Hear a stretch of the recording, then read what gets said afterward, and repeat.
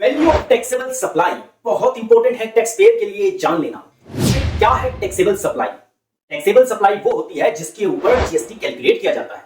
अगर आपको taxable supply की समझ नहीं हुई कि क्या क्या चीजें टैक्सेबल सप्लाई के अंदर आती हैं, तो न जाने बेफिजूल की किन किन चीजों पर आप जीएसटी कैलकुलेट कर ज्यादा जीएसटी पे कर दोगे। तो जीएसटी को बचाना है तो समझना है इस सेक्शन को जो हमें बताता है वैल्यू ऑफ टैक्सेबल सप्लाई के बारे में। बिजनेसमैन अपने अकाउंटेंट से कहता है, यार ये हर बार जब भी मैं जीएसटी की कैलकुलेशन करता हूं तो मुझे कंफ्यूजन हो जाता है, मुझे समझ में नहीं आता कि किन किन चीजों को टैक्सेबल वैल्यू में जोड़ना है और किन को नहीं जोड़ना।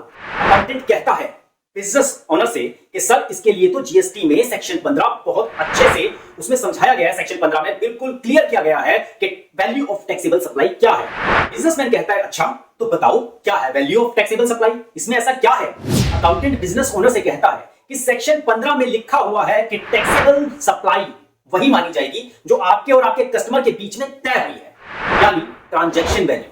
लेकिन ध्यान रहे, अगर सप्लायर और कस्टमर रिलेटेड नहीं है और वैल्यू ही एक मार्केट कंसीडरेशन है तो वही कीमत वैल्यू मानी जाएगी। बिजनेस ओनर कहता है तो इसमें दिक्कत क्या है? अकाउंटेंट कहता है अब इसमें एक्स्ट्रा चार्जेस भी जोड़ने पड़ेंगे। नंबर 1, जीएसटी को छोड़कर अदर टैक्सेस, ड्यूटी, सेस ये भी जोड़ने पड़ेंगे। नंबर 2, जो खर्चा ग्राहक की तरफ से किया गया है लेकिन देना सप्लायर को चाहिए था। Number 3, commission, packing charges, extra खर्चे।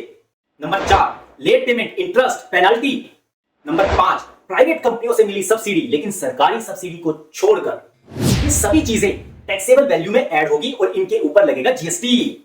बिजनेसमैन कहता है कि मतलब मुझे ये सब चीजें टैक्सेबल वैल्यू में जोड़कर उस पर जीएसटी लगाकर तब इनवॉइस बनाना है, लेकिन डिस्काउंट मिलता है उसका क्या करें?